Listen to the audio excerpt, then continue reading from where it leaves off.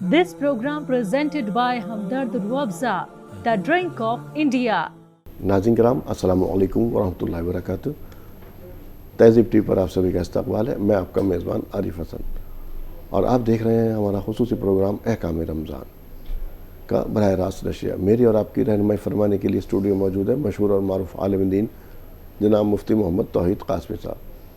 मुफ्ती साहब, प्रोग्राम में आपका बहुत बहुत खैर मक़दूम। जज़ाकल्लाहु खैरल जज़ा फ़िद्दारैन। नाज़रीन, आप जानते हैं कि हम मौजू में किसी न किसी मौजू पर मुफ्ती साहब से रहनुमाई लेते हैं, उसके बाद जो है आपके कॉल्स को भी शामिल करते हैं। लेकिन इससे पहले कि हम अपने मौजू पर आएँ, आपके कॉल्स को शामिल करें, जो मेरे साथ आप ये प्रोडक्ट्स रखे हुए देख रहे हैं, इनके बारे में आपको जानकारी दे दूँ। ये तमाम तर जितने भी प्रोडक्ट्स हैं वो सब के सब हमदर्द के तैयार करदा प्रोडक्ट्स हैं। हमदर्द अपने जितने भी प्रोडक्ट्स हैं वो कुदरती अज्जा से तैयार करता है। रूह अफ़ज़ा से आप लोग वाकिफ़ हैं। रूह अफ़ज़ा कई दहाइयों से हमारे साथ है और इसकी मकबूलियत को देखते हुए हमदर्द ने और भी बहुत से मशरूबात लॉन्च किए हैं, लेकिन ख़ास कर उनके लिए जो डायबिटिक पेशेंट हैं या शुगर के मरीज़ हैं, उनके लिए हमदर्द ने रूह अफ़ज़ा शुगर फ्री भी लॉन्च किया है। और साथ में कुछ टेट्रा पैक के अंदर फ्यूजन है, लीची है, मैंगो लीच और ये मिल्क शेक है। इस तरह के कुछ फ्यूजन टेट्रा पैक के अंदर में कुछ शरबत है, शरबत खस है, शरबत संतरा, शरबत गुलाब और ये रेड रश। और हमदर्द ने रूह अफ़ज़ा के कुछ और फ्लेवर भी हैं जैसे कि लेमन और ऑरेंज, इनको भी लॉन्च किया है। इस बगौल को आप अच्छी तरह से वाकिफ़ हैं, इसका भी इस्तेमाल कर सकते हैं।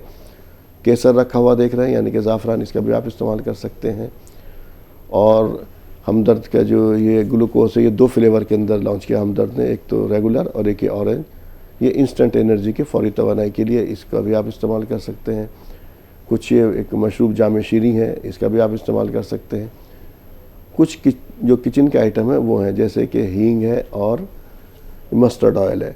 कुछ मसाला जात हैं हमारे साथ रखे हुए जैसे ज़ीरा, हल्दी, धनिया, मिर्च और ये गरम मसाले में रखा हुआ है यहाँ पर सिया मिर्च और सेवइयाँ भी रखी हुई आप देख रहे हैं। इन सभी का आप इस्तेमाल कर सकते हैं। सेवइयाँ का इस्तेमाल रमज़ान में भरपूर होता है और ख़ास तौर से ईद के मौके पर तरह तरह की इसकी डिशेस बनाई जाती है। हमदर्द का ऐसा दावा कि ये तमाम तर जितने भी प्रोडक्ट हैं ये प्योर है, तो आप इनका इस्तेमाल कीजिए। रमज़ान का महीना चल ही रहा है, आप जानते ही हैं, तो अपना आपका दस्तरखान इफ्तार का उसको इनकी रौनक बनाइए या अपने दफ्तर जो आपका दस्तरखान है उसको वसी कीजिए। इनको इस्तेमाल से जब आप इनको रखेंगे तो आपके उसकी दस्तरखान की रौनक को भी दोबारा करेंगे और जब आप इस्तेमाल करेंगे तो कहीं ना कहीं आपको राहत भी बख्शेंगे। नाज़रीन, अब आते हैं अपने मौज़ू की तरफ। हिदायत देना अल्लाह ताला का काम है, लेकिन ये कितनी अहम चीज़ है हिदायत, ज़रा इस बात का अंदाज़ा लगा लिए। कुछ लोग कहते हैं कि इंसानियत का जो दर्स देते हैं, सिर्फ़ इंसानियत अपनी जगह है यकीनी तौर पर, इससे बड़ी कोई बात ही नहीं है। ज़ाहिर सी बात है, कोई गैर मुस्लिम है, भूखा है, तो आपने उसको खाना खिला दिया, इसका अजर सवाब यकीनी तौर पर मिलेगा आपको। लेकिन जहाँ तक हिदायत, आपका काम क्या है कि आप उसको ज़ाहिर सी बात है सिर्फ बतला दें, उसके बारे में पैगाम देना आपका काम है। हिदायत देना न देना अल्लाह का काम है। ये देखिए, आप सल्लल्लाहु अलैहि वसल्लम की परवरिश जो आपके चचा अबू तालिब ने की है और कितनी दुश्वारियां भी सहन की हैं वहाँ पे। ये परवरिश का एक तरह सरबाही ख़ानदान की वो कर रहे थे, तो आपकी वजह से कितनी परेशानियां आपने सहन की हैं। शैब अबी तालिब में आप 3 साल भी महसूर रहे हैं, लेकिन अल्लाह ताला ने हिदायत नहीं दी और कलमा नहीं पढ़ सके। तो ये हिदायत कितनी अहम चीज़ है और इसके लिए दुआ करनी चाहिए। और ख़ास तौर से आखिरी अय्याम में या आखिरी वक्त में अल्लाह ताला हमारे जो है ज़बान पर कलमा तैयबा जारी और सारी कर दे और हमारी मौत जो है वो ईमान पर ही हो, इसकी भी दुआ करनी चाहिए। सबसे पहले कि हिदायत कितनी ज़रूरी है। जी मुफ्ती साहब। देखिए, ज़िंदगी का, आखिरत वाली ज़िंदगी का सारा इन्हिसार हिदायत पर ही है। अगर हम कुरान करीम को उठाकर देखें तो सबसे पहले अल्लाह तबारक व तआला ने अल्लाह की हम्द व सना के बाद हिदायत ही का तज़किरा किया, इहदिनस सिरातल मुस्तक़ीम। कुरान करीम की असल बतलाई ज़ालिका हुदल लिल मुत्तक़ीन। इसी तरीके से कहीं हुदल लिल आलमीन, पूरे कुरान करीम के अंदर अल्लाह तबारक व तआला ने इसका तज़किरा फरमाया। और मैं समझता हूँ कि इंसानियत भी हिदायत के बाद ही उरूज पर आई है और हिदायत के बाद ही उरूज पर आ सकती है। वरना हिदायत से पहले आप देखें, मक्के का आलम बल्कि पूरी दुनिया का आलम عورت کو تو انسان ہی تصور نہیں کیا جاتا تھا، اور کتنے مظالم انسانوں پر کیے جاتے تھے۔ آج جس انسانیت کا جو حوالہ دیا جاتا ہے، اس انسانیت پر کیسے کیسے ظلم اٹھائے جاتے تھے، کیسے کیسے جو ہے اللہ تبارک و تعالیٰ کی اس مخلوق پر جو ہے ظلم کے پہاڑ توڑے جاتے تھے۔ اگر ہم تاریخ سے واقف ہیں تو بالکل ہم بخوبی جانتے ہوں گے کہ کیا عالم تھا پوری دنیا کا، چاہے یوروپ ہو، چاہے ایشیا ہو، چاہے دوسرے علاقے ہوں، سب جگہ یہی حال تھا۔ یہ تو پیارے آقا صلی اللہ علیہ وسلم کو جب اللہ تبارک و تعالیٰ نے بھیجا اور ہدایت عامہ ہوئی، جب لوگ ہدایت پر آئے، صحیح راہ پر آئے، اس وقت پیارے نبی صلی اللہ علیہ وسلم نے عورتوں کا مقام یتیموں کے لیے، بیواؤں کے لیے، بے سہاروں کے لیے تمام جب وہ کیے، پھر پوری دنیا کے اندر دھیرے دھیرے معاملہ ہوا، بلکہ غلامیت کو ختم کرنے کی ابتدا ہی پیارے آقا صلی اللہ علیہ وسلم نے کی ہے۔ قرآن کریم کے اندر آپ اٹھا کر دیکھیں، احادیث اٹھا کر دیکھیں تو اللہ تبارک و تعالیٰ نے اور پیارے نبی صلی اللہ علیہ وسلم نے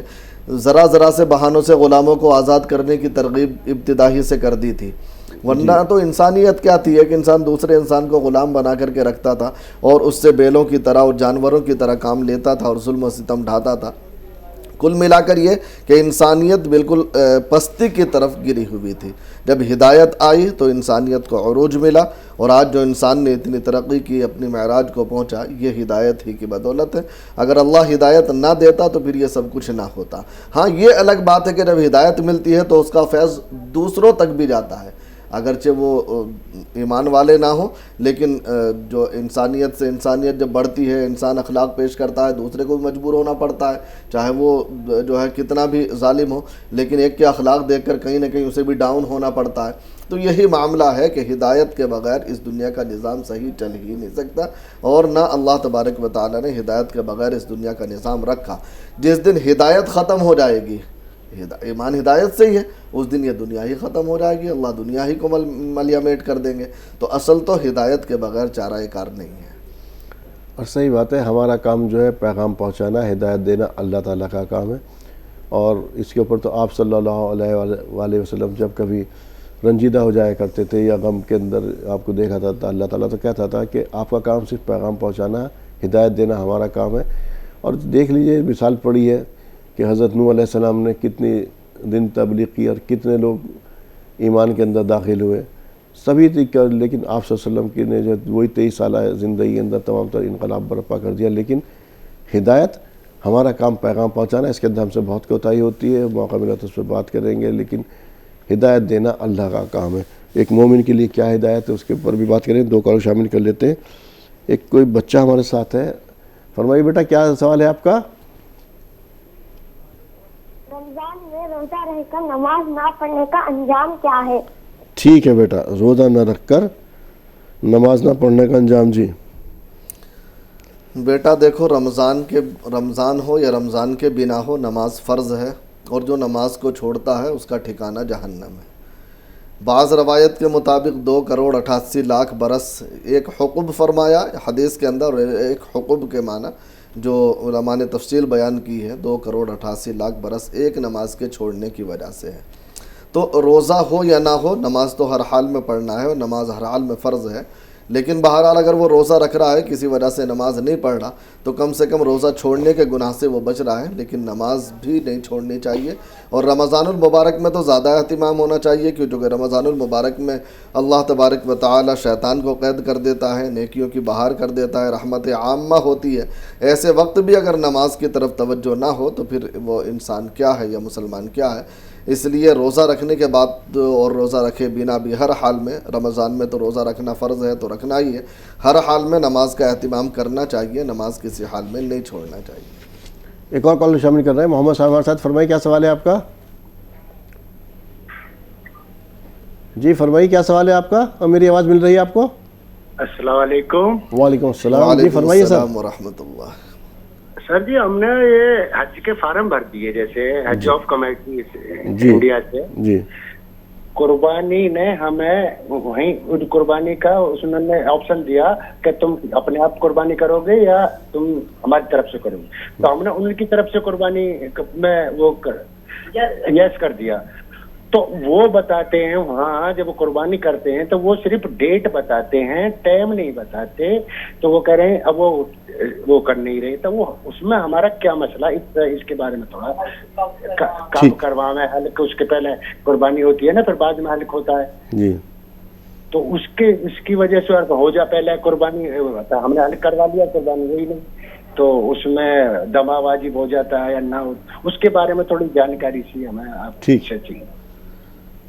حج کے فارم کی بات کریں, اس کے اندر آپشن ہوتا ہے آپ اپنے آپ کریں گے قربانی یا وہاں پہ پیسے جمع کرا دیا جاتا, اور وہ ان کی طرف سے بس یہ ہوتا ہے فلاں ڈیٹ کو فلاں ٹائم شاید یہ بیچارے نہیں بتاتے, تو اس کا کیا مسئلہ ہے؟ نہیں, اس میں شاید غلط فہمی ہے, کسی نے غلط بتلایا. ٹائم بھی بتلاتے ہیں, ٹائم بھی بتاتے ہیں, میں نے بھی سارے حجاج کا معاملہ یہی ہے. اور دیکھیے الگ سے قربانی کرنے میں بڑی پریشانیاں لوگوں کو پیش آتی ہیں. ہاں, وہاں پر کہاں جانور خریدیں گے, کہاں قربانی کریں گے, تو بڑی دقتیں آتی ہیں.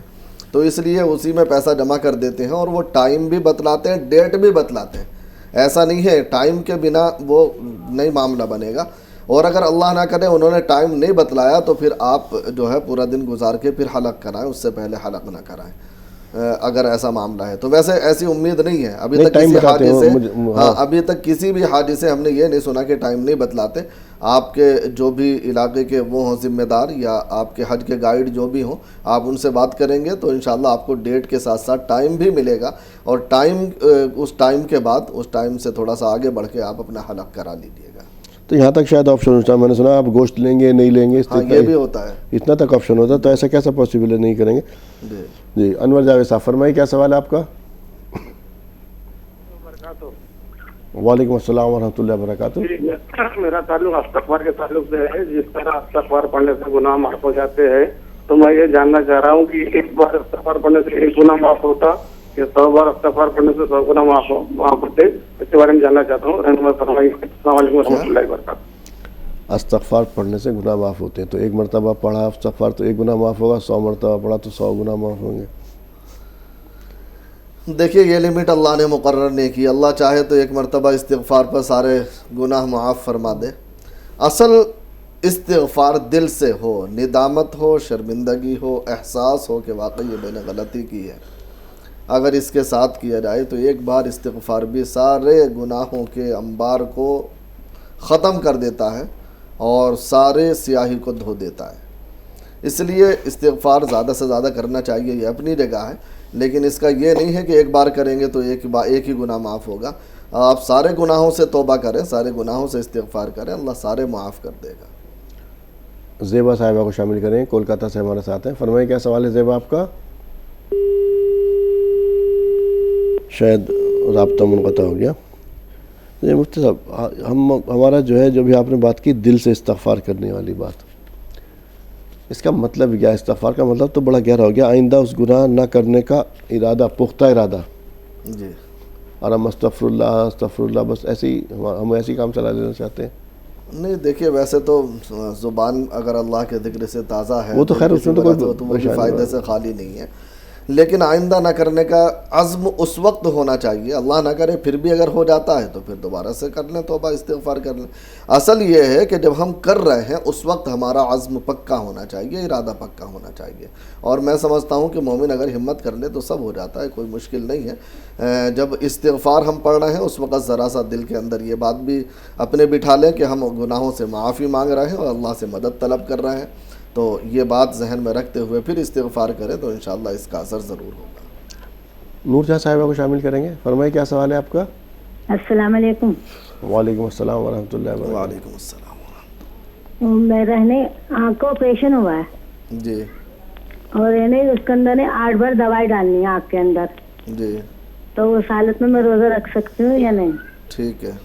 جی کیونکہ دوائی ڈالنے سے حلق بہت کڑوا ہو جاتا ہے میرا. ٹھیک ہے. جی.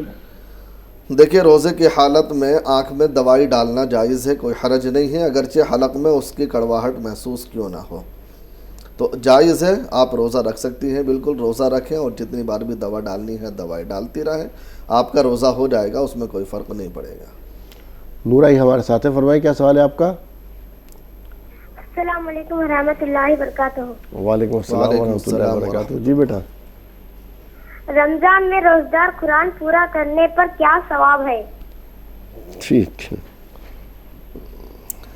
رمضان میں روزے دار روزہ پورا کرتا ہے، اللہ کی رضا نصیب ہوتی ہے، اللہ خوش ہوتا ہے، اللہ اپنے ہاتھ سے بدلہ دے گا اس بندے کو، اللہ جنت میں خاص دروازے سے اس کو داخل کرے گا، اللہ تعالیٰ بہترین انعامات سے اس کو نوازے گا۔ جو بھی روزہ رکھے گا اللہ کی رضا اس کو نصیب ہوگی انشاءاللہ تعالیٰ۔ اور کلام پاک مکمل کر رمضان میں کلام پاک مکمل کریں گے اس کا ثواب بھی انشاءاللہ تعالیٰ ملے گا۔ رمضان کا وہی ہے جو عام دنوں کے مقابلے 70 گنا ہے، تو قرآن کا بھی معاملہ وہی ہے کہ انشاءاللہ تعالیٰ اس کا 70 گنا اجر ملے گا۔ نہیں، ایک رمضان میں ایک پڑھ لیا تو اب 70 سال کا حساب ہو گیا۔ 70 نہیں، دیکھیے یہ تو بارہا کئی باتوں میں یہ بات آ چکی ہے، جیسے سورہ اخلاص کا ہے کہ 3 بار پڑھ لیں تو یہ قرآن کا اجر ہے، تو یہ قرآن کا بدل نہیں ہو سکتا۔ اسی طریقے سے کل بات آئی تھی عمرے کی کہ اگر کوئی عمرہ کر لے جو ہے رمضان المبارک میں تو ایک حج کے برابر یا پیارے نبی صلی اللہ علیہ وسلم کے ساتھ عمرہ کرنے کی سعادت گویا کہ اس نے حاصل کی، لیکن اس کا مطلب یہ نہیں کہ اس کا حج فرض ختم ہو جائے گا۔ یہ ایک فضیلت ہے، یعنی ثواب بڑھ کر ملے گا، لیکن اگر کسی کے اوپر حج فرض ہے تو وہ حج کرنے ہی سے ادا ہوگا، رمضان میں عمرہ کرنے سے حج ادا نہیں ہوگا۔ تو یا سورہ اخلاص پڑھنے سے پورا قرآن پڑھا نہیں جائے گا، پورے قرآن پڑھنے ہی سے ہوگا۔ زرینہ شیخ اور ایوب صاحب 2 کالر ہیں۔ پہلے زرینہ صاحب آپ سے مخاطب ہے، فرمائیے کیا سوال ہے آپ کا؟ السلام علیکم۔ وعلیکم السلام ورحمۃ اللہ وبرکاتہ۔ جی زرینہ سوال بیان کیجئے۔ زرینہ ٹی وی کی آواز بند کر دیجئے، سوال بیان کیجئے، کیا جاننا چاہتی ہیں؟ ٹی وی کا آواز بند ہے، میں آواز نہیں آ رہی میری۔ ہیلو جی فرمائیے کیا سوال ہے آپ کا؟ جی میرے ساتھ ہے، بہت بزرگ ہے وہ، 90 سال کے، تو تھوڑا وہ ایسا مطلب کپڑے میں یہ کر دیتے، تو میں وہ دھوتی کرتی، پر اگر ہم روزے میں دھو رہی تو اس سے کچھ گناہ تو نہیں ہے، وہ پوچھنے کا ٹھیک یہ تو نہیں ہے؟ جی دیکھیے کوئی گناہ نہیں ہے، نہ روزے میں کوئی فرق پڑے گا، بلکہ انشاءاللہ ڈبل ثواب آپ کو ملے گا کہ اتنی مشقت آپ اٹھا رہی ہیں اور ان کی اتنی خدمت کر رہی ہیں، تو انشاءاللہ آپ یہی جنت کما رہی ہیں، اللہ تعالیٰ آپ کو اس کا بہترین بدلہ دے گا انشاءاللہ۔ اور روزے میں روزہ رکھ کر کے بھی آپ یہ خدمت کر رہی ہیں تو اس کا اور زیادہ بڑھ کر کے اجر ملے گا آپ کو انشاءاللہ تعالیٰ۔ جیسے ہر نیکی کا اس رمضان المبارک میں جو ہے 70 گنا بڑھ جاتا ہے، تو اسی طریقے سے اس کا بھی آپ کو ثواب 70 گنا رمضان میں روزہ رکھ کر ملے گا انشاءاللہ۔ تو آپ ملول نہ ہوں، اللہ آپ کو ثواب بھی پورا دے گا بلکہ بڑھا کر دے گا، آپ کرتی رہیں خدمت۔ محمد ایوب صاحب فرمائیں کیا سوال ہے آپ کا؟ السلام علیکم۔ وعلیکم السلام ورحمۃ اللہ۔ مفتی صاحب سے میرے 2 سوال۔ جی ایک انسان کی طبیعت صحیح نہیں تو وہ روزہ رکھ سکتا ہے کیا؟ کس طرح کی طبیعت صحیح نہیں ہے؟ اس طرح کے اس کو گولیاں کھانا ہوتا ہے، شوگر کے، بی پی کے۔ ٹھیک ہے جی مفتی صاحب۔ دیکھیے عام طور سے بی پی والوں کو تو روزہ رکھنے میں کوئی خاص دقت نہیں ہوتی اور روزہ رکھ لیتے ہیں، اور اگر وہ رکھ سکتے ہیں، طاقت ہے رکھنے کی تو رکھنا چاہیے۔ اسی طریقے سے شوگر کا معاملہ ہے کہ شوگر کی کیفیت ہر ایک کی الگ الگ ہوتی ہے۔ بعض لوگ شوگر والے بسہولت روزہ رکھتے ہیں، کوئی ٹینشن نہیں ہوتی، اور بعض لوگ ایسے ہیں کہ وہ 4 گھنٹے بھی نہیں بھوکا رہ سکتے۔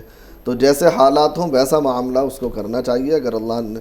بلکہ ایک کام ہے کہ شوگر والوں کو میں یہ مشورہ دیتا ہوں کہ اگر وہ روزہ رکھ لیا کریں، ان کا اندازہ بھی ہو جائے گا، روزہ رکھنے کے بعد اگر انہیں دقت ہو دن میں تو وہ روزہ توڑ دیں، تو روزہ توڑنے کا ان کو گناہ نہیں ہوگا انشاءاللہ تعالیٰ، اور اس کا کفارہ بھی ادا نہیں کرنا پڑے گا، بس وہ روزے کا فدیہ دینا پڑے گا، یا بعد میں اگر ٹھیک ہو جائے تو اس کو ایک ہی روزہ ادا کرنا پڑے گا۔ تو رکھ کر کے دیکھ لیں، اندازہ ہو جائے گا کہ کیا کیفیت ہے، اسی کے اعتبار سے عمل کر لیں۔ زیبا صاحبہ فرمائیے کیا سوال ہے آپ کا؟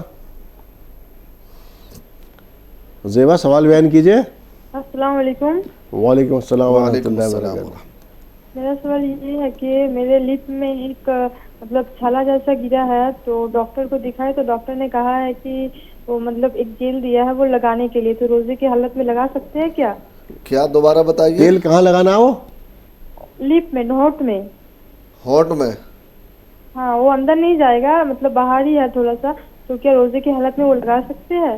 ٹھیک ہے، دیکھیے اگر اندر نہیں جاتا ہے، احتیاط کر لیتے ہیں تو لگانے میں کوئی دقت نہیں ہے، لگا سکتے ہیں، بس خیال رکھیں کہ اندر نہ جائے۔ جی سلطان خان فرمائی کیا سوال ہے؟ میرا سوال یہ ہے مولانا صاحب، مطلب کہ جو دوائی لے لیتے ہیں، جو دل کی دوائی چلتی ہے میری، میں نماز 5 وقت کی پڑھتا ہوں، माशा अल्लाह। तो ये तराबिया जो पढ़ ले तो उसका स्वाब मिलेगा? ठीक दिल है, की दवाई चलती है। ठीक है। हाँ जी। देखिए माशाअल्लाह अच्छी बात है कि आप नमाज की पाबंदी रखते हैं और बिल्कुल आप तरावी पढ़ेंगे तो तरावी का सवाब आपको मिलेगा। बिल्कुल इंशाअल्लाह ताला जो भी नेक अमल करेंगे उसका सवाब मिलेगा। और आप बीमार हैं, ऐसी हालत में भी कर रहे हैं तो डबल सवाब मिलेगा इंशाअल्लाह, इसमें कोई दिक्कत की बात नहीं है। अगर अल्लाह आपको ताकत दे रहा है, आप तरावी अदा कर रहे हैं तो पूरा पूरा सवाब मिलेगा इंशाअल्लाह। सदफ फरमाइए क्या सवाल है आपका? सदफ साहिब आप लाइन पर हैं? जी बच्चा बना बोलते सदफ साहिबा क्या जानना चाहती है, सवाल बयान कीजिए। बच्चे होना क्या बोल के, बच्चे को क्या हुआ? बच्चा पैदा होना बोल के दुआ मांग रहा हूँ। अच्छा ठीक है। ठीक है, बच्चे पर देखिए नमाज की पाबंदी रखिए और हर नमाज के बाद 11 बार ये दुआ पढ़िए, रब्बी ला तज़रनी फ़र्दम व अंत खैरुल वारिसीन, रब्बी ला तज़रनी फ़र्दम व अंत खैरुल वारिसीन। जी अब्दुल रज़ाक। अच्छा जी हाँ, बस अल्लाह साहब वैसे भी दुआ करते रहें, अल्लाह औलाद देगा इंशाअल्लाह। अब्दुल रज़ाक साहब फरमाइए क्या सवाल है आपका? वालेकुम वालेकुम सलाम। वालेकुम अस्सलाम। हजरत मेरा ये सवाल है, जी रमजान के महीने में मेरा एक दोस्त मेरे बाजू रोजे रहते हैं, उन्हें भी पूरा अनपढ़ गवाह है। वो कलाम शरीफ की हुरपा रहता नहीं, वो हुरपा पर अल्लाह अकबर करना चाहता, नहीं तो बिस्मिल्लाह रहमान रहीम बोलना चाहता, वो चलेगा क्या? जी ठीक है।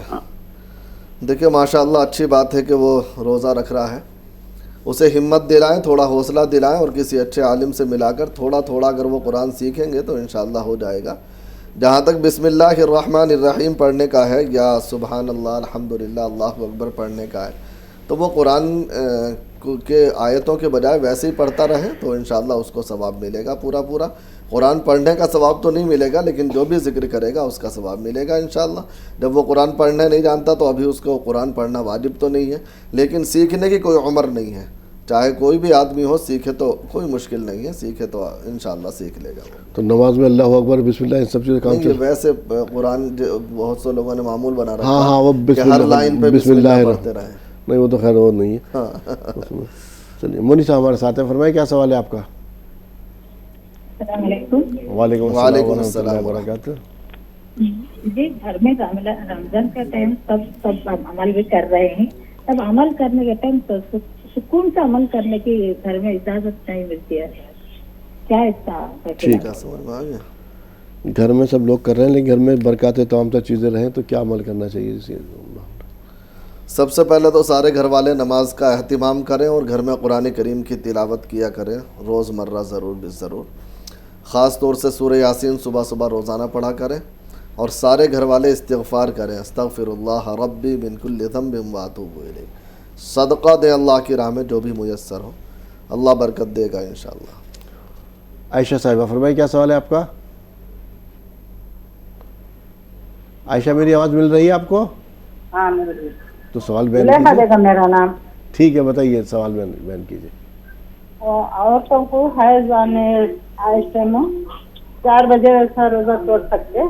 और एक सवाल मेरा जी, हमारी नवासी को मंगल दिए तो है, यहाँ से तराबे फोन में यहाँ से हफ्ता पढ़ा से तराबे यहाँ पे पढ़ सकते। दूसरा सवाल पहुँचा आप तक? नहीं पहुँचा। दूसरा सवाल दोहराइएगा। दूसरा सवाल जी, दूसरे गांव में है वहाँ तराबे पढ़ते सो, यहाँ से पढ़ाए तो पढ़ सकते फोन में। ठीक है। ये तो बहुत ही शानदार तरीका निकाला टेक्नोलॉजी का। देखिए ऐसे तरावी नहीं पढ़ सकते हैं। ऐसा? हाँ, तरावी इस तरह नहीं पढ़ सकते, तरावी अपने अपने हिसाब से पढ़ें और अगर उनको नहीं आती तो वहाँ वो सीखें, जैसी भी आती है वैसी पढ़ लें, अल्लाह कबूल कर लेगा इंशाअल्लाह ताला। 4 बजे हैज़ आ गया तो रोज़ा तोड़ सकते हैं? देखिए रोज़ा तो खुद बहुत टूट गया जब हैज़ आ गया, तो अब रोज़ा तो बाकी नहीं रहा, लेकिन बेहतर ये है कि कुछ खाएं पिए नहीं, इसी तरीके से शाम तक रहें तो अल्लाह ताला उनको सवाब देगा इंशाअल्लाह ताला। तशब्बुह बिस्साइमीन कहा जाता है इसे फ़िक़्ह की इस्तिलाह में। तो बहरहाल उनको सवाब मिलेगा। रोज़ा तो ये टूट गया, रोज़ा तो नहीं होगा, लेकिन अगर इसी तरह शाम तक रहते हैं तो अल्लाह इसके अभी अज्र देगा उनको इंशाअल्लाह। اچھا مولانا صاحب اس سے پہلے چلیے کفیل صاحب کا سوال جمع کر لیتے ہیں پھر آپ سے بات کروں گا. جی کفیل صاحب فرمائیے کیا سوال ہے آپ کا؟ کفیل صاحب آپ لائن پر ہیں؟ کفیل صاحب ٹی وی کی آواز بند کیجیے کفیل صاحب. جی اچھا تو بات نہیں کہتا ہے، لیکن میں جو یہ کہہ رہی ہیں کہ کسی یہ نہیں ہے کہ سعودی عرب یا کچھ کسی اور گاؤں کے اندر مسئلہ پڑوس کا ہی ہے، اس گاؤں میں تو کوئی ہے نہیں. اب انہیں ٹیکنالوجی واقعی اب اس گاؤں میں کوئی ہے نہیں حافظ تو کیا کریں؟ وہ گھر میں بیٹھ کر کے آواز سن رہے ہیں وہاں پر قرات جو آ رہی ہے. تراویح میں امام کوئی اور بن جائے. قرآن کریم پڑھانا یہ سنت ہے، فرض نہیں ہے. اگر نہیں ہے کوئی حافظ تو علم طرح سے پڑھ لیں، نہیں بھی علم طرح سے یاد ہے، 2 صورتیں یاد ہیں انہی سے پڑھ لیں، پورا 1 صورت یاد ہے اسی سے پوری نماز پڑھ لیں، 20 کی 20 رکعت اسی سے ہو جائیں گی. باقی نماز تو نہیں پڑھ سکتے، لیکن البتہ اگر وہاں سے آپ سن رہے ہیں تو اس کا ثواب مل جائے گا. کلام پاک سننے کا براہ راست کیوں قرآن سننے کا ثواب ملے گا، تراویح میں سننے کا نہیں. جی سیدہ صاحبہ فرمائے گا کیا سوال ہے آپ کا؟ سیدہ لائن پر ہیں آپ؟ سیدہ آپ ہی سے مخاطب ہیں، سوال بیان کیجئے. جی فرمائیے محترمہ. السلام علیکم ورحمۃ اللہ وبرکاتہ. وعلیکم السلام ورحمۃ اللہ وبرکاتہ. بڑی دیر کی مہربانی. السلام علیکم ورحمۃ اللہ وبرکاتہ. جی وعلیکم السلام. جی السلام علیکم. کتنی بار سلام کریں گے؟ سلام ہو گیا، کلام کر لیجئے، بات کیجئے. کیا سوال ہے آپ کا؟ میرے 1-2 سوال ہے. تو بات جاری رکھیے، سوال بیان کیجئے محترمہ. ہلو جی فرمائیے. میرے 2 سوال ہیں. جی پہلا سوال ہے، میں ہر ایک نماز میں بھی سکون خصوصاً ربکم و رب الملائکۃ و رب. جی یہ نماز کے اندر پڑھتی ہیں یا نماز کے بعد؟ پہلا سوال ہے میڈم ہم آپ سے بات نہیں کر پائیں گے، معاف کیجیے گا، بہت معذرت کے ساتھ آپ سے بات. دوسرا سوال ہے عہد نامہ پڑھنا ہے کیا؟ بس ایک سوال آپ کا عہد نامے تک پہنچا، دوبارہ فون کیجیے گا، آپ بہت وقت ضائع کر رہی ہیں. جی دیکھیے عہد نامے کی بھی کوئی خاص حقیقت نہیں ہے، اس کے بجائے آپ استغفار درود شریف وغیرہ پڑھیں، بس وہ اچھی چیز ہے. استغفار پڑھا کریں کثرت سے، عہد ناموں کے چکر میں نہ پڑھیں. کفیل صاحب کو شامل کر لیتے ہیں. فرمائے کفیل صاحب کیا سوال ہے آپ کا؟ السلام علیکم. وعلیکم السلام ورحمۃ اللہ وبرکاتہ. میرا سوال ہے کہ ہم لوگ کاشتکار ہیں، کھیتی کرتے ہیں. جی تو اس سے جو اناج کی پیداوار ہوتی ہے اس میں کیا زکوٰۃ کا کیا سسٹم ہے، کیا طریقہ؟ ٹھیک ہے. جی کیسی زمین ہے، پانی والی ہے بنا پانی کی ہے؟ نہیں پانی تو بورنگ سے ٹیوب ویل سے دیتے ہیں پانی. ٹھیک ہے. جی دیکھیں کھیتی کی زکوٰۃ میں اگر ٹیوب ویل وغیرہ سے پانی دے رہے ہیں یا نہر سے پانی دے رہے ہیں تو اس میں 20واں حصہ ہے، یعنی جتنی بھی پیداوار ہو 20 کوئنٹل پہ 1 کوئنٹل آپ کو اللہ کی راہ میں خرچ کرنا ہے. تو 20واں حصہ ہے پیداوار کی زکوٰۃ کا. جی آپ نے 20واں حصہ. اچھا دوسرا بھی اس کا پہلو بتائیے. اگر بارش کا استعمال اگر صرف بارش کے پانی سے پیدا ہو رہا ہے، اس میں ٹیوب ویل سے نہر سے یا اپنے عمل سے نہیں دیا جا رہا، تو اس میں پھر جو ہے وہ 10واں حصہ ہے. اور اگر دونوں استعمال ہوا تو پھر 20واں ہی ہے. پھر 20واں ہی رہے گا. بارش بھی قدرتی چیز تو روکی نہیں جا سکتی، بارش تو ہونی ہے. اچھا ہم موضوع بات کے ہدایت کے تعلق سے ہم جب سورہ فاتحہ پڑھتے ہیں تو مولانا صاحب ہم کہتے ہیں کہ اہدنا الصراط المستقیم صراط الذین انعمت علیہم. تو اب یہ اہدنا الصراط المستقیم اب کون سی ہدایت کی بات؟ اب ہم نے مان لیا الحمدللہ رب العالمین، اللہ تعالیٰ کو ایک مان لیا، سب کچھ کر لیا، اب یہ کون سی ہدایت کی بات ہو رہی؟ دیکھیے اہدنا الصراط المستقیم، اس سے اگلی آیت کیا ہے؟ صراط الذین انعمت علیہم. کون سی ہدایت، کون سا راستہ؟ جس پر تو نے انعام کیا ان لوگوں کا راستہ. اس کو دوسری آیت میں اس کو معذرت کے ساتھ ناظرین اس سے پہلے کہ ہم اپنے پروگرام کو آگے بڑھائیں، جو آپ میرے ساتھ رکھے ہوئے پروڈکٹس دیکھ رہے ہیں ان کے بارے میں ایک مرتبہ پھر آپ سبھی حضرات کو جانکاری دے دوں. تمام تر پروڈکٹس ہیں وہ ہمدرد کے تیار کردہ پروڈکٹس ہیں. ہمدرد اپنے پروڈکٹس قدرتی اجزاء سے تیار کرتا ہے. روح افزا آپ سبھی لوگ واقف ہیں، کئی دہائیوں سے ہمارے ساتھ ہیں، اور بہت مشروبات جو ہے بہت سارے مشروب آئے مارکیٹ میں، لیکن کوئی بھی اس کے مد مقابل نہ ٹھہر سکا. روح افزا آج بھی قائم اور دائم ہے. اسی طرح سے روح افزا نے کچھ اور فلیور میں لیمن اور اورنج یہ اسکویشز کے 2 نکالے ہیں. اور خاص طور سے وہ ڈائبٹک پیشنٹ ہیں یا شوگر کے مریض ہیں ان کا خیال کرتے ہوئے ہمدرد نے شوگر فری بھی روح افزا لانچ کیا ہے. اور کچھ فیوژن ٹیٹرا پیک کے اندر بھی لانچ کیے ہیں جیسے کہ لیچی، مینگو، ملک شیک اور لسی. اور کچھ مشروبات اور بھی ہیں جیسے شربت سندل، شربت خس، شربت گلاب اور ریڈ ریش، اور یہ ناریل پانی بھی ہے. اور ساتھ میں یہ اس بغل رکھا ہوا آپ دیکھ رہے ہیں، ایک یہ ہے، اور یہ زعفران ہے رکھا ہوا، کیسر، اس کا بھی استعمال کر سکتے ہیں. اور یہ گلوکوز ڈی کے 2 فلیور میں گلوکوز ڈی، یہ فوری توانائی کے لیے، ایک یہ اورنج میں اور ایک یہ ریگولر فلیور کے اندر ہے، آپ اس کا بھی استعمال کر سکتے ہیں. اور ہینگ رکھا ہوا آپ دیکھ رہے ہیں، تو یہ اب کچھ آتے ہیں کچن کی طرف، جو کچن کے کچھ آئٹم ہیں جیسے ہینگ ہے، مسٹرڈ آئل ہے، یا کچھ مسالے جاتے ہیں اس کے اندر جیسے زیرہ ہے، اور یہ سیاہ مرچ، ہلدی، دھنیا ہے اس میں، اور مرچ ہے. اور سیوئی رکھی ہوئی آپ دیکھ رہے ہیں، اس کا بھی استعمال کر سکتے ہیں. سیوئیوں کا استعمال رمضان میں ہوتا ہی ہے، اور غیر رمضان میں یا عید پر تو بہت ہی اچھے سبھی گھروں میں طرح طرح کی ڈشز اس سے سیوئیوں سے بنائی جاتی. جامع شیری بھی یہاں رکھا ہوا ہے، اس کو بھی آپ استعمال کر سکتے ہیں. شہد کے بارے میں کہا جاتا ہے کہ شہد کا استعمال کرنا سنت ہے، آپ صلی اللہ علیہ وسلم کی پسندیدہ غذاؤں میں سے یہ ایک ہے. تو یہ بہت ساری مشروبات ہیں، پوری ایک باسکٹ ہے ہمدرد کی، اور ہمدرد کا دعویٰ ہے کہ یہ تمام تر چیزیں جو ہیں وہ پیور ہیں.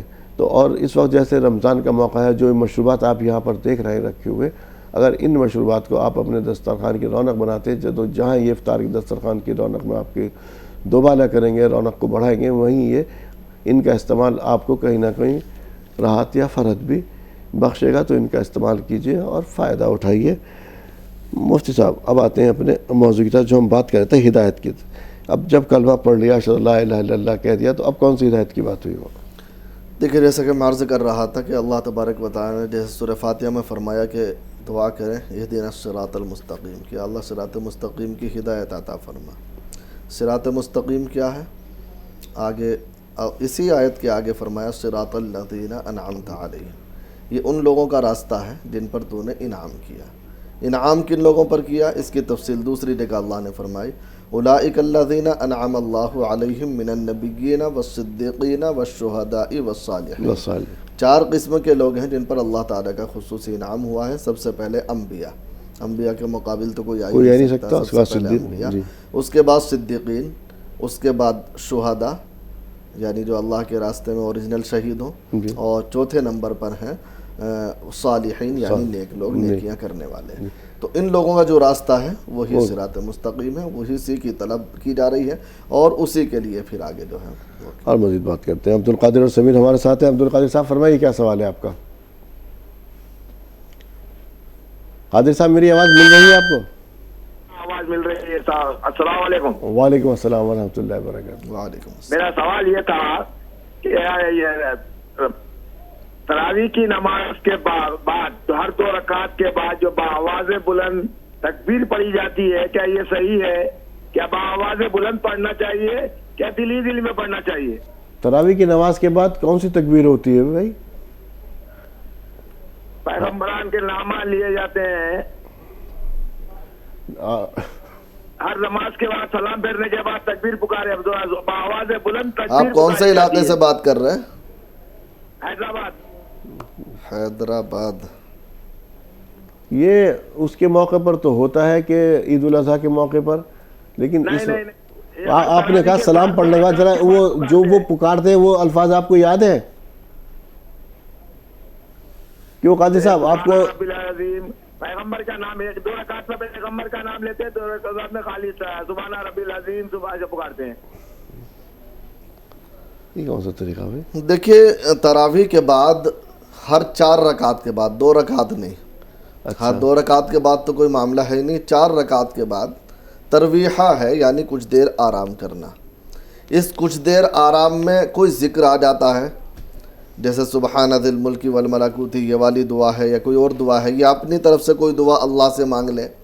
بعض لوگ اس میں اپنی نفل بھی پڑھ لیتے ہیں، جیسے امام مالک رحمۃ اللہ علیہ کے ماننے والے اکثر 2 نفل اس میں پڑھ لیتے ہیں. تو اس طرح کا ہے تو اللہ کا کوئی بھی ذکر کیا جا سکتا ہے، لیکن اس طریقے سے بلند آواز سے تکبیر کہنا اور جو آپ بتلا رہے ہیں کہ انبیاء علیہم الصلاۃ والسلام کے نام پکارنا، اور یہ چیز تو میں نے آج تک کہیں پڑھی بھی نہیں ہے اور کہیں دیکھا بھی نہیں ہے، اللہ عالم کیا کیفیت ہے، کیا ان کا معاملہ ہے.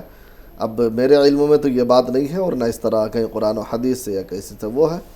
ہاں وہ بھی ترویحہ بھی 4 رکعت کے بعد ہے، 2 رکعت کے بعد تو ہے ہی نہیں، تو ہر 2 رکعت کے بعد اس طرح پکارنا تو یہ میرے خیال میں مناسب نہیں ہے. مکہ کے اندر تو لوگ شروعاتی دور میں پورا ایک کیونکہ چھوٹا سا ہوتا ہے ایک طواف کر لیا کرتے تھے. طواف کر لیا کرتے تھے. جی بالکل. سمیر صاحب فرمائیے کیا سوال ہے آپ کا؟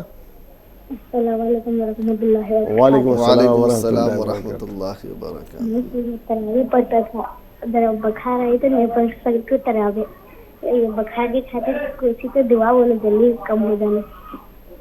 کیا بولا بیٹا؟ میں پورے سوال دہرائیے بیٹا. ہاں تراویح پورے پڑھتا تھا میں. ہاں بخار ہے تھوڑی سی، بخار میں تراویح نہیں پڑھ سکتا ہوں. کیوں اب کیوں نہیں؟ بخار ہے کیا؟ اچھا بخار آ گیا اسے، بخار آ گیا. ٹھیک ہے. دیکھو بیٹا گھبرانے کی بات نہیں ہے. بخار آ گیا تو اللہ تعالیٰ تو رحیم و کریم ہے.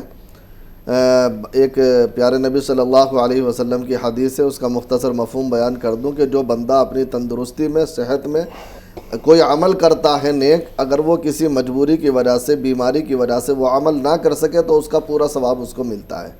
تو اگر آپ بخار کی وجہ سے، طبیعت خرابی کی وجہ سے نہیں پڑھ رہے اور آپ پوری تراویح پڑھتے تھے تو انشاءاللہ آپ کو پورا ثواب ملتا رہے گا. جب ٹھیک ہو جائیں پھر پڑھنا شروع کر دیں، ٹینشن نہ لیں. فرزانہ صاحبہ فرمائیے گا کیا سوال ہے آپ کا؟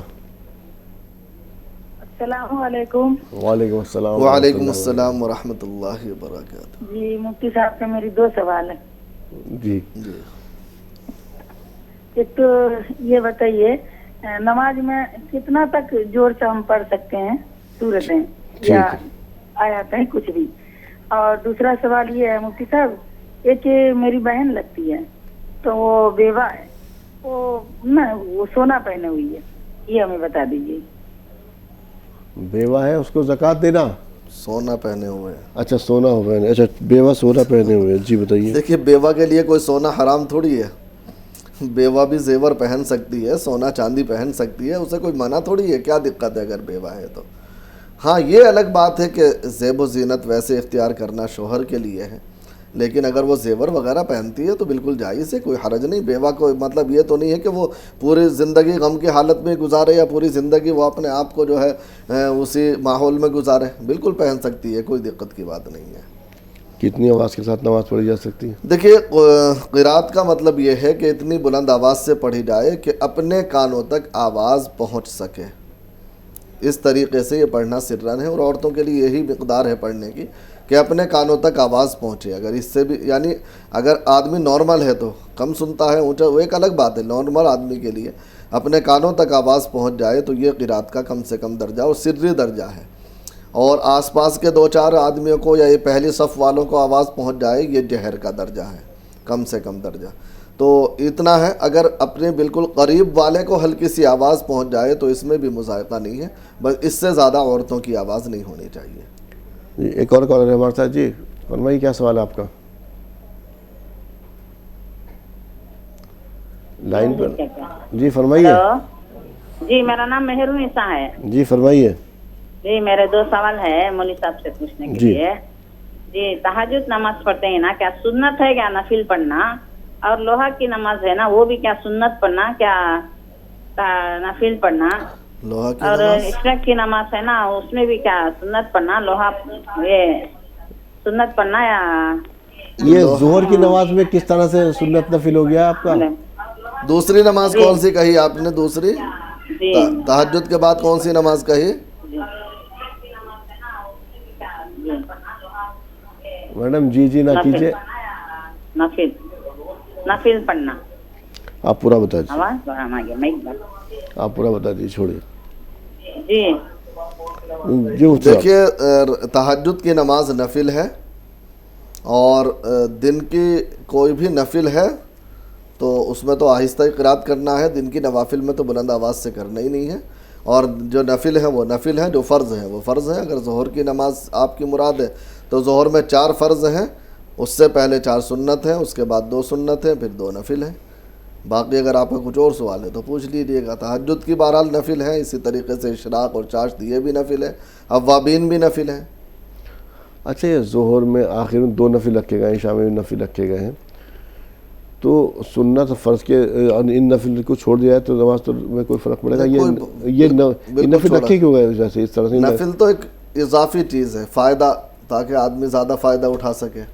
اگر چھوڑتا ہے تو کوئی گناہ نہیں ہے، لیکن فقہا نے لکھا ہے بلکہ بڑی تصریح سے کہ جو آدمی نوافل کی پابندی کرتا ہے وہ سنتوں کا پابند رہتا ہے، اور جو سنتوں کی پابندی کرتا ہے وہ واجبات کا پابند رہتا ہے، اور جو واجبات کی پابندی کرتا ہے وہ فرائض کا پابند رہتا ہے. ہوتا کیا ہے، جب آدمی صرف فرض پر اکتفا کرتا ہے تو پھر فرض میں بھی ٹال مٹول ہونے لگتی ہے، کوتاہی ہو جاتی ہے. جب سنتوں کی پابندی کرتا ہے تو کم سے کم وہ واجبات تک تو فکس رہتا ہے، کبھی کبھی سنتوں میں ٹال مٹول ہو جاتی ہے.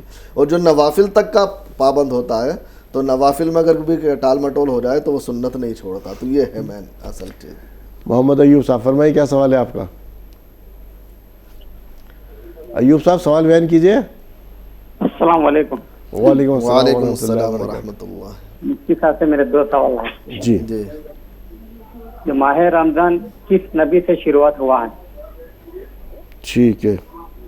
ماہ رمضان کا مہینہ کس نبی سے شروعات ہوا ہے؟ دوسرا ہے کہ ایک لڑکے نے سوال کیا تھا کہ بخار آ رہی تراویح کیوں نہیں جا رہا ہوں، اس کی دعا بتا دیجیے آپ.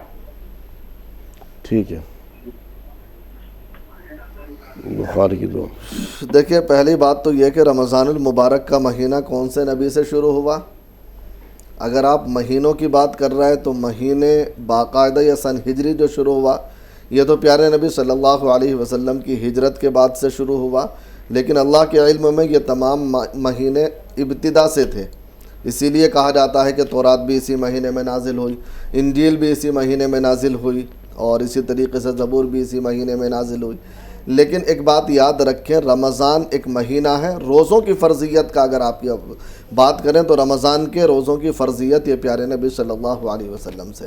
اس سے پہلے جو روزوں کی فرضیت تھی دیگر امتوں پر وہ معاملہ الگ تھا، وہ رمضان کے نہیں تھے، ان کی مقدار بھی الگ تھی، ان کی کیفیات بھی الگ تھی، اور ان کا اول آخر وقت بھی الگ تھا، وہ معاملہ الگ تھا. لیکن رمضان کا باقاعدہ پورے مہینے کا جو روزہ فرض ہوا وہ پیارے آقا صلی اللہ علیہ وسلم ہی سے شروع ہوا تھی.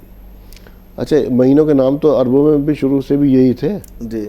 وہ بس وہ کیا کرتے تھے کہ کوئی مسئلہ چل رہا ہے کہ لوگ 3 مہینہ آگے کھسکا لیا پیچھے، اس طرح کی چیز حرکتیں. جی. وہ کہہ رہا تھا بچے کے سوال کیا بخار کے تعلق سے. دیکھیے اس نے جو سوال کیا تھا بچے نے، وہ ہمیں تو وہی سمجھ میں آیا تھا. بہرحال آپ دعا کے تعلق سے اگر بات کر رہے ہیں تو میں یہی کہوں گا کہ درود شریف 11 مرتبہ، وہ 7 مرتبہ، اور سورہ فاتحہ 41 مرتبہ پڑھ کر کے کسی چیز پر دم کر کے پی لے، اللہ شفا دے گا انشاءاللہ. غوثیہ صاحبہ فرمائیں کیا سوال ہے آپ کا؟ وعلیکم السلام ورحمۃ اللہ. میرا 2-3 سوال ہے. وہ روزہ نہیں رکھے تو تراویح نماز پڑھی جائے گی؟ کیا ہوا؟ روزہ کسی بیماری کی وجہ سے نہیں رکھ رہے نہیں ہو تو تراویح نماز پڑھی جائے گی؟ روزہ نہیں رکھ رہی بیماری کی وجہ سے تراویح پڑھ رہی ہیں؟ روزہ رکھنے ٹائم مجھے ہوتا نہیں حضرت، بچے لگ. چلیے دوسرا سوال بتائیے. ہاں دوسرا سوال کیا ہے؟ اب ایک سوال ہے. میرے گھر میں میرے بچہ کو دوسرے گھر میں جا کو کھا پی کو روزہ رکھتے، ماں ثواب ہوگا کہ ہم نے ثواب ہوگا حضرت؟ بخار ہے پھر بھی روزہ رکھتے ہیں؟ میرے بچے رکھتے ہیں. آپ کے بچے روزہ رکھتے ہیں تو اچھی بات ہے. یہاں پوچھنا کیا چاہتی ہیں آپ؟ میری ایک بیٹی روزہ رکھتی ہے، اب ایک بیٹا نہیں رہتا، رو رہا ہے، وہ رکھ کے سنبھالتا نہیں. کتنا بڑا ہے؟ کتنا بڑا بیٹا ہے؟ ہاں 6 سال کا روزہ رکھتے ہیں، دوسرے گھر میں کھانا کھانے چلے جاتے ہیں. نہیں 6 سال کا نہیں، 11 سال کا ہے. اور وہ گھر میں کامے میں برکت نہیں ہے، مردا کو اللہ لے کو رکھتے. نہیں روزہ رکھ کے کیا کرتا ہے؟ دوسرے رو رہا ہے، روزہ نہیں رکھنے دیا. اچھا ٹھیک ہے، رو رہا ہے روزہ. ٹھیک ہے. دیکھیے پہلی بات تو دونوں تقریباً ایک جیسے سوال ہیں آپ کے کہ آپ روزہ نہیں رکھتی تراویح پڑھتی ہیں. روزہ نہ رکھنے کی اگر کوئی وجہ ہے یعنی بیماری وغیرہ ہے تو پھر تو ٹھیک ہے، اور اگر بیماری نہیں ہے بس ویسے ہی ہے تو پھر روزہ رکھنا چاہیے. جہاں تک تراویح کا معاملہ ہے تو تراویح اپنی جگہ ہے، تراویح انشاءاللہ ہو جائے گی. اگر بیمار روزہ نہیں رکھتا تراویح پڑھتا ہے تو بالکل پڑھنی چاہیے تراویح، اس کو کوئی دقت نہیں ہے. بچے روزہ رکھ رہی ہے ماشاءاللہ اچھی بات ہے. بچہ 11 سال کا ہے، وہ روزہ نہ رکھنے کی وجہ سے رو رہا ہے یا رکھنے کی وجہ سے، یہ بات ہمیں سمجھ میں نہیں آئی. اگر روزہ نہ رکھنے کی وجہ سے رو رہا ہے تو آپ روزہ رکھوائیں. 11 سال کا بچہ ہے، اس کو ابھی سے عادت ہونی چاہیے. اور اگر روزہ توڑنے کے لیے یا اسے رکھوا دیا اور وہ نہ رکھنے کی وجہ سے رو رہا ہے تو اسے تھوڑی ہمت دلائیں. اگر وہ کسی وجہ سے اللہ نہ کرے توڑ بھی دے تو اس پہ گناہ تو نہیں ہے, کفارہ تو نہیں ہے, لیکن بہرحال اسے ہمت دلائیں, حوصلہ دلائیں, انشاءاللہ وہ بھی روزہ رکھے گا. اور اگر وہ رکھنے کے لیے رو رہا ہے تو رکھوائیں, 11 سال کا ماشاءاللہ بڑا بچہ ہوتا ہے, سمجھدار. جی ایک اور کالر شامل کر رہے ہیں. کون صاحب اور کہاں سے بات کر رہے ہیں؟ نام بتائیے, سوال بیان کیجیے. ہیلو جی فرمائیے سر. شاید رابطہ ہی منقطع ہو گیا, ایک مرتبہ پھر کوشش کیجیے گا. اگر آپ کی کال لگتی تو یقینی طور پر مفتی صاحب آپ کی قرآن اور حدیث کی روشنی میں صحیح رہنمائی فرمائیں گے. جی ایک اور کالر ہے. کون صاحب اور کہاں سے بات کر رہے ہیں؟ نام بتائیے, سوال بیان کیجیے.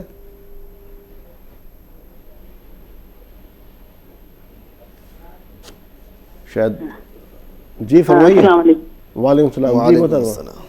ہاں ہم اکولا مہاراشٹر سے ہیں. جی ہمارا سوال ہے جی کہ ہم روزانہ گھر میں نماز پڑھتے ہیں. ہمارے گھر میں ایک بلی کا بچہ ہے جی تو بار بار سامنے آ جاتا ہے, تو کیا اس سے نماز ٹوٹ جاتی ہے؟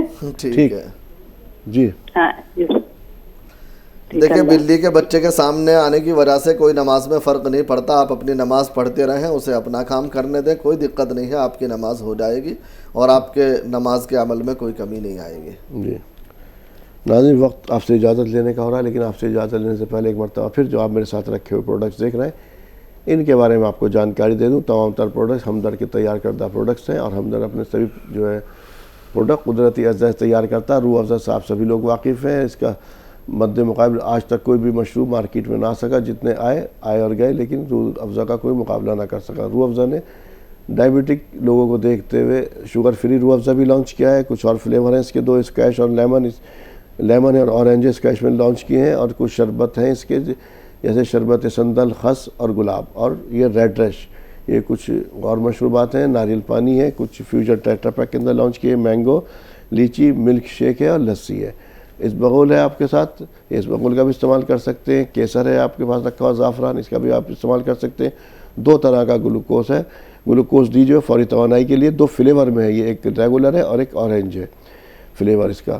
اور ادھر رکھا ہوا میرے ساتھ اب آتے ہیں ادھر کچھ کچن کے آئٹم کی طرف. یہ ہینگ ہے, ہینگ کا استعمال کیجئے. مسٹرڈ آئل ہے, کچھ مسالے جاتے ہیں. یہ زیرہ, ہلدی ہے, اس کے اندر دھنیا, مرچ ہے, اور ساتھ میں یہ گرم مسالہ رکھا ہوا ہے. اس کے اندر یہ سیاہ مرچ وغیرہ رکھی ہوئی ہیں. تو یہ تمام تر آپ کی کچن کے آئٹم بھی ہیں. ایک مشروب اور رہ گیا اس میں, جامع شیریں, آپ اس کا بھی استعمال کر سکتے ہیں. اور ساتھ میں شہد بھی لانچ کیا ہے. ہمدرد کا دوا یہ پیور ہے اور شہد کھانا سنت ہے. تو ان سبھی چیزوں کو استعمال کیجئے, ان سے فائدہ اٹھائیے. پوری ایک باسکٹ ہے, اور آپ کے یہ اس میں رمضان کے لیے افطار کے پورے مشروبات بھی موجود ہیں, اور آپ کے کچن کے لیے مسالہ جات بھی ہیں جو کہ ہمدرد کہتا ہے کہ پیور ہے.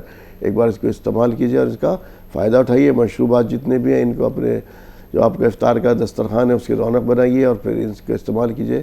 جب آپ ان کا استعمال کریں کہیں نہ کہیں آپ اس میں راحت اور ایک فرحت بھی محسوس کریں گے.